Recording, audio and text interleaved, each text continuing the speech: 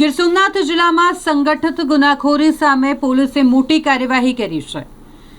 ગુજસી talk હેઠળનો ગુનો દાખલ કરવામાં આવ્યો છે પ્રોહિબિશન સહિતના અનેક ગુનામાં સંડોવાયેલા આરોપીઓ સામે, જેમાં ગેંગ લીડર રોહિત ઉર્ફે રેમ્બો બારિયા સહિત 5 આરોપીઓને ઝડપી પાડવામાં આવ્યા છે, જેઓ અલગ અલગ પ્રકારના ગુનાઓ આચરવાના કેસમાં સંડોવાયેલા હતા।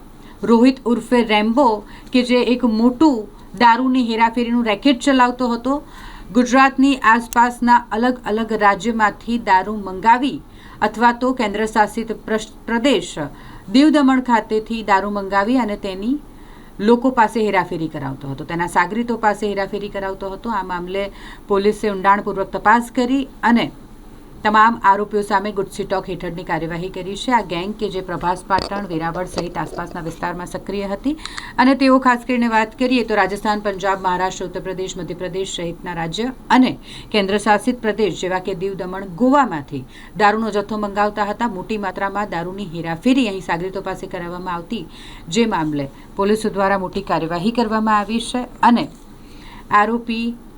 મુખ્ય આરોપી સહિત 5 આરોપીઓને ઝડપી પાડવામાં આવ્યા છે।